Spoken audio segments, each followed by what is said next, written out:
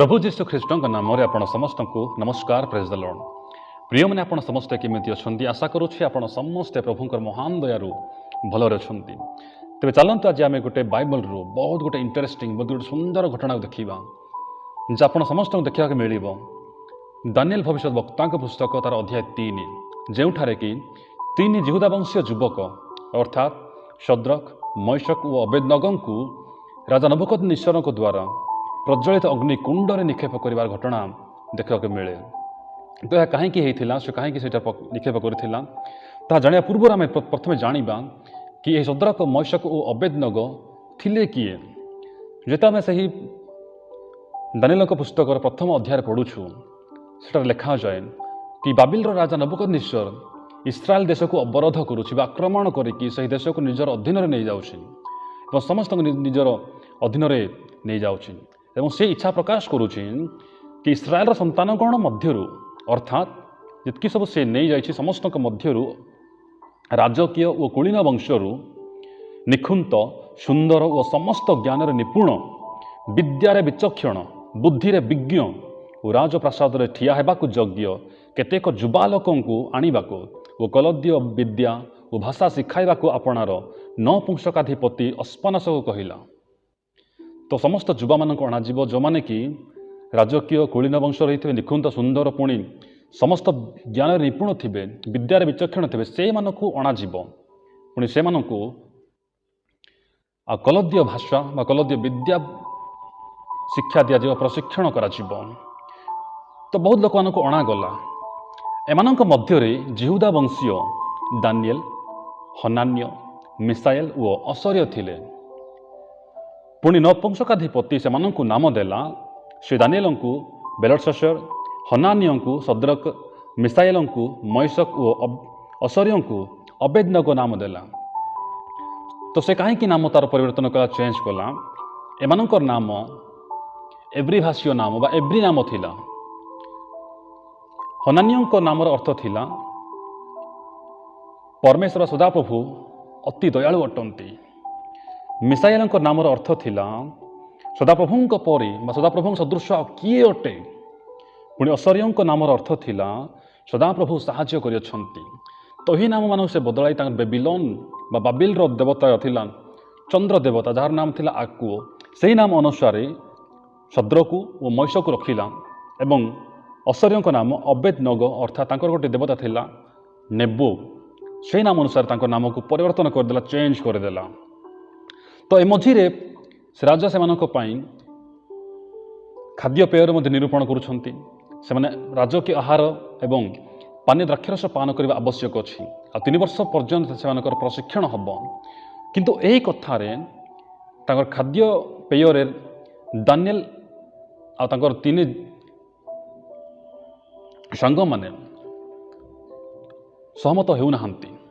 तो से कहती आंब मानू केवल शाग बा शस्य और साधारण पानीय बा जल पान करने निमंत्रण दि जाओ।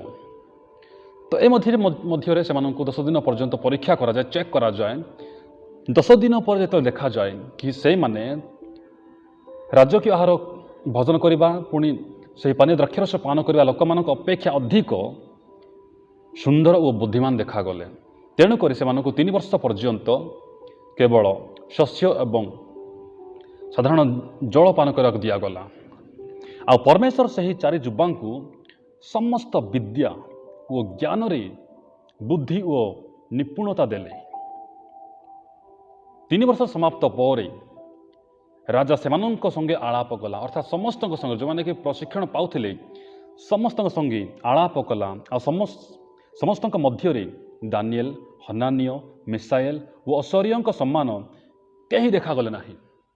एणु एमाने राजा छामुरे ठिया हेले आउ ज्ञान और बुद्धि संबंधी जो कौन सी कथा राजा से पचारा से सकल विषय से आपणार समग्र राज्यस्थ जावतीय मंत्रवेता और गणक अपेक्षा से विज्ञता 10 गुण अधिक देखिला। हालेलुया। समस्त अपेक्षा एमानकर विज्ञता राजा सम्मुखें 10 गुण अधिक देखागला 10 गुण अधिक देखागला। तापर जो आम अध्याय 3 रे प्रवेश करुछुं। से अध्याय गोटे बहुत इंटरेस्टिंग बहुत गोटे सुंदर घटना को आमको दर्शाए। जदि आपण मैंने से अध्याय को पढ़ुंट बहुत माने शक्ति बा ऊर्जा बा बल मिल। तो चलते आम से अध्याय कौन घटुच्छे आम देखा। राजा नेबुकदनेस्सर गोटे सुवर्ण प्रतिमा बा मूर्ति निर्माण करती जार उच्चता 60 हाथ ओ प्रस्थ 6 हाथ थाए। तहिरे राजा नेबुकदनेस्सर से जो प्रतिमा स्थापन करथिला जो मूर्ति स्थापन करथिला तार प्रतिष्ठा करने को आसवा क्षितिपाल मानू राज प्रतिनिधि मानू ओ देशाध्यक्ष गण को विचारकर्ता गण को कोषाध्यक्ष गण को व्यवस्थापक गण को बेवर्ता गण को ओ प्रदेशीय सकल शासनकर्ता गण को एकत्र करने राजा नेबुकदनेस्सर लोक प्रेरण कला। अर्थात समस्त राज्यर समस्त लोक आसवा आवश्यक अच्छी से जो दिन कि से प्रतिमार प्रतिष्ठा करा समस्त महान महान लोक मैंने समस्त बड़ पदवीर लोक मैंने समस्ते सेठार उपस्थित होगा आवश्यक। तहु घोषक उच्च स्वर कहला, हे लोकवृंद गोष्ठीवर्ग और नाना भाषावादी गण तुम्भ मानू यही आज्ञा दि जाऊँगी कि जो समय तुम्भे माने श्रृंग बंशी वीणा चतुस्तंत्री और नेबल मृदंग ओ सबु प्रकार वाद्य शुणब से तुम्भे माने राजा नेबुकदनेस्सर स्थापित सुवर्ण प्रतिमा सम्मुखरे उबुड़ हो प्रणाम कर।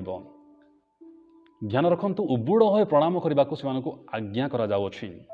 पुणी जेकोसी लोक मुहमाड़ी प्रणाम न करिब से सही दंडरे प्रज्वलित अग्निकुंडरे निक्षिप्त हेब। यही आज्ञा पारित है कि जो मैंने कि सही प्रतिमा को प्रणाम करेंगे नहीं से समस्त को प्रज्वलित अग्निकुंडरे सही समय निक्षेप करा जिवो। से समय केतेक जिहुदी वंशीय युवा लोक मैंने से प्रतिमा को प्रणाम करती ना जहाँ नाम थाए शद्रक मैशक अबेदनेगो। दुखर विषय यही अध्याय दानिएल नाम आमको देखा मिले ना।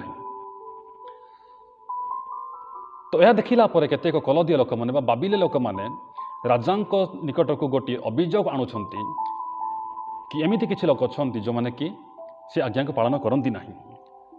तो से राजा को कहते हे महाराज आपण आज्ञा करियछंती जे कही श्रृंग बंशी वीणा चतुस्तंत्री नेबल मृदंग वो सब प्रकार वाद्य शुणब से उबुड़ हो सुवर्ण प्रतिमा को प्रणाम करिब।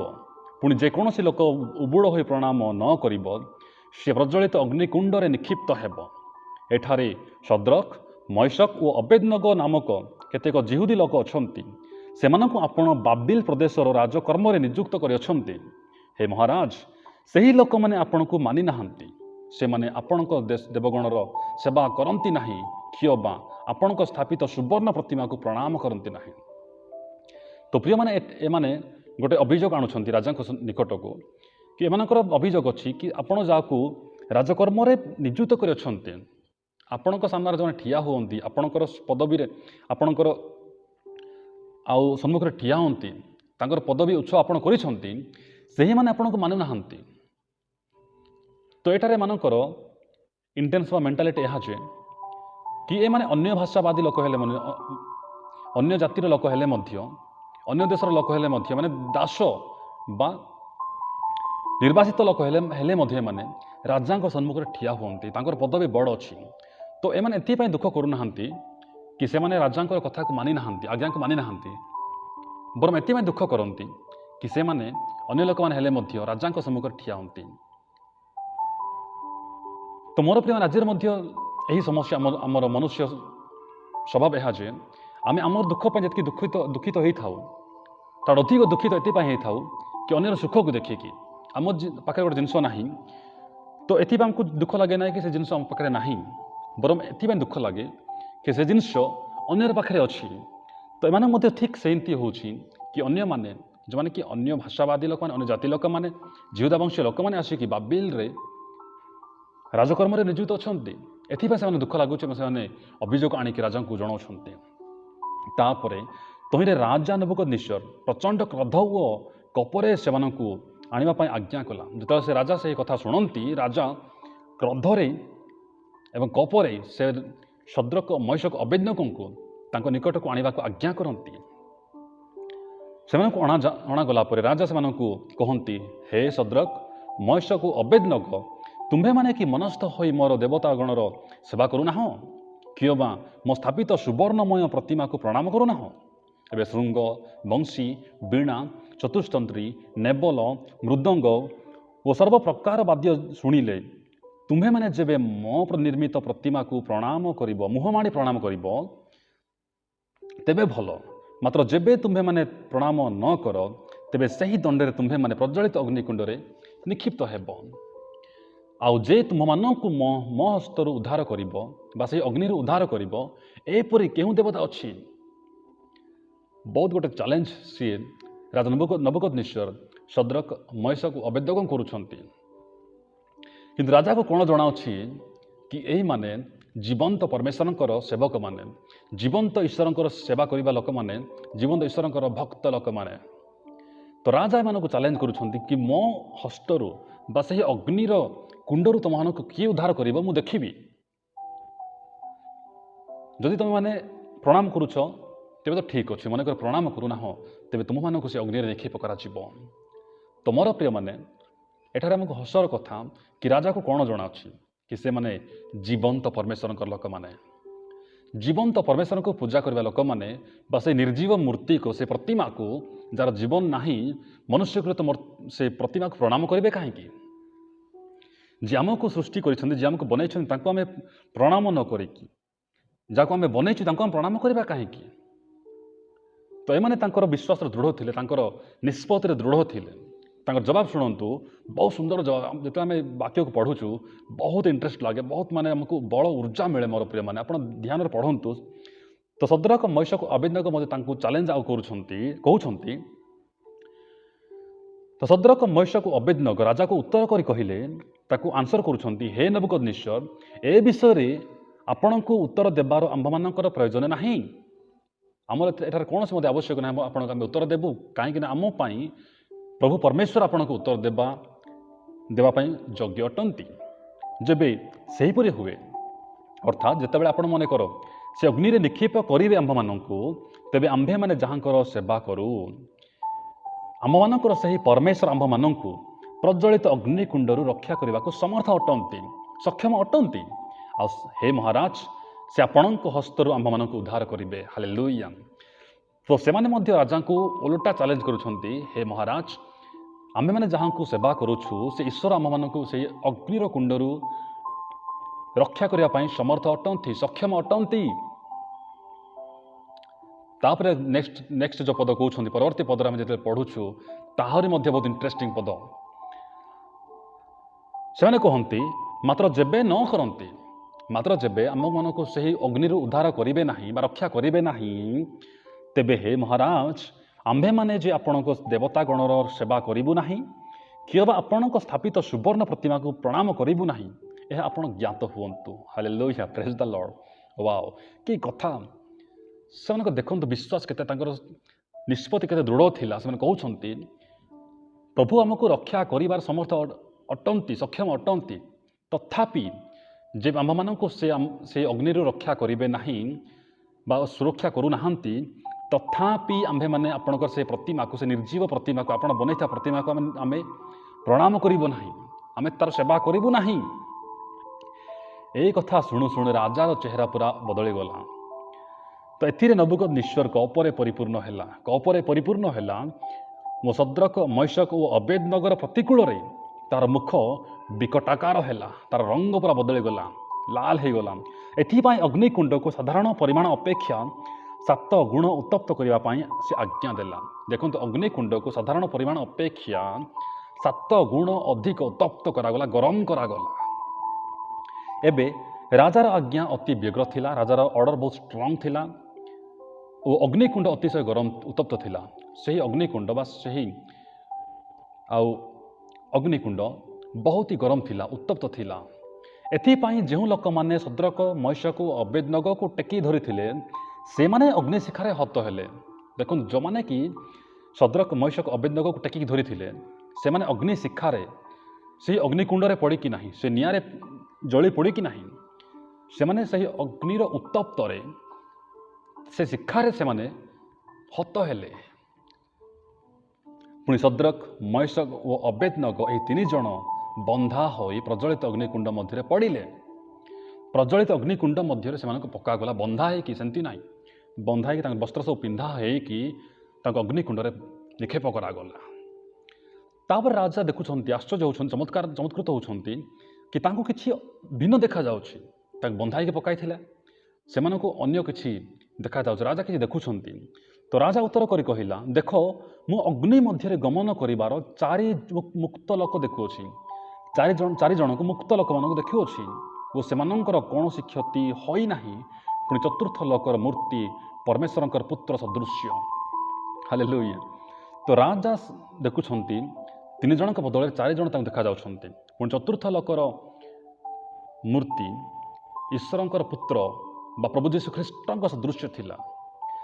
तो यीशुंकर जन्मर केते वर्ष पूर्वर ये घटना घटी अच्छी। तो सही समय राजा नबुकदनेस्सर को यीशु ख्रीष्टंकर मूर्ति देखा जाउ, यीशु ख्रीष्ट तांको देखा जाउछन्ति। जेता पढ़ुछु जहन तार 3:16 देखा गला कारण ईश्वर जगत को एडे प्रेम कले जे से आपण द्वितीय पुत्र को दान कले जेपरि जे कहीं तांको विश्वास करे से विनष्ट न हो अनंत जीवन प्राप्त हुए। ये मोर प्रिय माने प्रभु परमेश्वर जगत को आम समस्त को एत प्रेम करुँच प्रेम कले से आपण अद्वितीय पुत्र को एकमात्र पुत्र को दान कले। एठारे मध्य प्रभु यीशु ख्रीष्ट स्वयं आसी से अग्निकुंडरे सेमानकर सहवर्ती परमेश्वर होछन्ति, सेमानक संगे बास करुछन्ति। हमर प्रिय माने से तांकर आश्रय स्थल होछन्ति, तांकर छाया होछन्ति। यस जदि हम देखिबा जहन तार 1 प्रथम अध्याय पद 14 मध्य लेखा गला कि सही वाक्य देहवंत हेले पुणी अनुग्रह और सत्य परिपूर्ण हो आम मानक मध्य बास कले। सही वाक्य से वचन देहवंत हो आम मानक संगे बास कले। एठारे शद्रक मयशक और अबेदनगो संगे सही वाक्य देहवंत हो प्रभु यीशुंकर ऊपर बास करुछन्ति। से निजे स्वयं ओह्लाई आसुछन्ति सुरक्षा देवा निमंते। तो एठारे एमानकर एते भक्ति थिला, एते तांकर प्रार्थनापूर्ण जीवन थिला। मु आ गोटे विषय कही कि पाउल एवं शिलांकर बंदीगृह रे प्रार्थना विषय रे सेठारे मध्य से प्रार्थना एते मान शक्तिशाली थिला, एते पावरफुल थिला कि प्रभुंकर शक्ति आसी से बंदीगृह को हलै देउछि एवं तांकर समस्त बंधन खोला जाउछि। एठी मध्य प्रभु स्वयं आसुछन्ति, तांकर संगे बास करुछन्ति, तांकर सहवर्ती परमेश्वर होछन्ति एवं इम्मानुएल परमेश्वर होछन्ति। तांकर बंधन सब फिटा गला, तांकर बंधन सब खोली गला एवं से 3 जन बदल रे 4 जन राजा को नजर आसुछन्ति, 4 जन राजा को देखा जाउछन्ति। एहा पर राजा बुझिले, राजा जानिले कि एमाने जांको सेवा करन्ति से गोटे साधारण परमेश्वर नुहंती, से महान परमेश्वर अटंती। से विश्वास कले, से स्वीकार कले कि माने एक्स्ट्राऑर्डिनरी बा असाधारण लोक माने अटंती। तो से स्वयं कहउछन्ति कि हे सर्वपरिस्थ परमेश्वर दास माने बाहरी आस। यह देखिला पर राजा कहउछन्ति कि हे सर्वपरिस्थ परमेश्वर दास माने तुम बाहरी आस। हालेलुया। जो राजा से सही अग्निकुंड में पकाइवाई आज्ञा करिथिला, से अग्निकुंड को 7 गुण उत्तप्त करिथिला एवं से चैलेंज करिथिला कि किए तुम मानक मो हस्तरु उद्धार करिबो, एपर देवता किए अछि मु देखे। तो सी विश्वास करुछि कि हाँ किए तो गोटे अच्छी एम उद्धार करने निमंते। इस मोर प्रिय माने तापरे से परीक्षा करा जाउछि, चेक करा जाउछि तांकर कोन क्षति होइछि कि। पुणी क्षतिपाल राजा प्रतिनिधि और देशाध्यक्ष गण राजमंत्री माने एकत्र होई सही 3 जन को अनाई देखिले जे अग्नि सेमानकर शरीर उपर किछि ही शक्ति प्रकाश करि नाही, किबा सेमानक मस्तकर केश ही किछि दग्ध होई नाही, जळी नाही, अथवा सेमानकर पायजामा विकृत होई नाही, किबा सेमानक शरीर रे अग्निर गंध मध्य नाही। हालेलुया। तो निश्चिंत हेले जे एमानक प्रभु परमेश्वर तांकर उद्धार करिछन्ते। तापर राजा नबुकदनेस्सर कहउछन्ते शद्रक मयशक और अबेदनगर परमेश्वर धन्य अटंती, जेहेतु से अपना दूत पठाइले और ताहांकर जेहु दास माने ताहांकठारे विश्वास कले और अपना मानकर परमेश्वर भिन्न जेपरि अन्य कौनसी देवता को सेवा किंवा प्रणाम न करिवे, एथिपाई राजवाक्य अन्यथा करी ଆପଣ ଆପଣା ଶରୀର ସମର୍ପଣ କଲେ ସେ ସେମାନଙ୍କୁ ଉଦ୍ଧାର କଲେ। ତାପରେ ବହୁତ ଗୋଟେ ବଡ଼ ଆଜ୍ଞା ସେ ବାହାର କରୁଛନ୍ତି, ପାରିତ କରୁଛନ୍ତି। ଏଥିପାଇଁ ମୁଁ ଏହି ଆଜ୍ଞା କରୁଅଛି ଯେ ଯେଉଁ ପ୍ରତ୍ୟେକ ଗୋଷ୍ଠୀ, ଦେଶୀୟ ଓ ଭାଷାବାଦୀ ଲୋକ ଶଦ୍ରକ, ମୈଶକ ଓ ଅବେଦନଗର ପରମେଶ୍ୱରଙ୍କ ପ୍ରତିକୂଳରେ କୌଣସି ଭ୍ରାନ୍ତିର କଥା, କୌଣସି ମିଛ କଥା ବା ତା ବିରୋଧରେ କିଛି କଥା କହିବେ, ସେମାନେ ଖଣ୍ଡ ଖଣ୍ଡ ହୋଇ କଟାଯିବେ ଓ ସେମାନଙ୍କର ଗୃହ କ୍ଷତରାଶି ହେବ, କାରଣ ଏ ପ୍ରକାର ଉଦ୍ଧାର କରିବାକୁ ସମର୍ଥ ଆଉ କୌଣସି ଦେବତା ନାହିଁ। ହାଲେଲୁୟା। ଯେ ରାଜା ସେମାନଙ୍କୁ ଚ୍ୟାଲେଞ୍ଜ କରୁଥିଲେ, ଚୁନୌତି ଦେଉଥିଲେ କି ସେ ଅଗ୍ନିକୁଣ୍ଡରୁ ମୋ ହସ୍ତ ତୁମମାନଙ୍କୁ ଉଦ୍ଧାର କରିବ କିଏ, ସେ ବର୍ତ୍ତମାନ ତାର ମତକୁ ବଦଳାଉଛନ୍ତି କି ଏମାନଙ୍କ ଭଳି ପରମେଶ୍ୱର ଆଉ କେହି ନାହାନ୍ତି, ଏମାନଙ୍କ ଦେବତା ଭଳି ଆଉ କେହି ମଧ୍ୟ ନାହାନ୍ତି ଯିଏକୁ ଏତେ ପୀଡ଼ାରୁ, ଏତେ କଠିନ ଆଉ ପରିସ୍ଥିତିରୁ ଉଦ୍ଧାର କରିବା ସକ୍ଷମ ରଖିବେ। ତେଣୁକରି ଯେଉଁମାନେ ମଧ୍ୟ ତାଙ୍କର ବିରୁଦ୍ଧରେ, ତାଙ୍କର ପରମେଶ୍ୱରଙ୍କ ବିରୁଦ୍ଧରେ ଗୋଟିଏ ପଦ କଥା କହିବେ, ସେମାନଙ୍କୁ ଖଣ୍ଡ ଖଣ୍ଡ କରି କଟାଯିବ ଏବଂ ତାଙ୍କ ଗୃହ ମଧ୍ୟ କ୍ଷତରାଶି କରାଯିବ। ତ ମୋର ପ୍ରିୟମାନେ, ଏହି ଘଟଣା ଆମକୁ ବହୁତ ଇଣ୍ଟରେଷ୍ଟିଂ ଲାଗେ, ବହୁତ ଗୋଟେ ବଳ ଶକ୍ତି ଦିଏ, ସାମର୍ଥ୍ୟ ଦିଏ, ତାକତ ଦିଏ, ଉର୍ଜା ଦିଏ। ସତ୍ୟରେ ଆମେମାନେ କାହିଁକି ସେହି ମୂର୍ତ୍ତିମାନଙ୍କୁ ପ୍ରଣାମ କରିବା? ଆମେ ଜଣକୁ ବନେଇକି ଆମେ କାହିଁକି ପ୍ରଣାମ କରିବା? ଆମେ ଯାହାଙ୍କ ଦ୍ୱାରା ସୃଷ୍ଟି ହୋଇଅଛୁ, ଆମକୁ ଯିଏ ବନେଇଛନ୍ତି ତାଙ୍କୁ ଆମେ ପ୍ରଣାମ କରିବା ନାହିଁ କାହିଁକି? ତ ଏମାନେ ତାହା କରି ଦେଖେଇଲେ କି ଜୀବନ୍ତ ପରମେଶ୍ୱରଙ୍କୁ ଆମେ ପ୍ରଣାମ ନ କରି ସେ ନିର୍ଜୀବ ପ୍ରତିମାକୁ ପ୍ରଣାମ କରିବୁ କାହିଁକି? ସେ ମୂର୍ତ୍ତିକୁ ଆପଣ ବନେଇଛନ୍ତି, ତାକୁ ଆମେ ପ୍ରଣାମ କରିବୁ କାହିଁକି?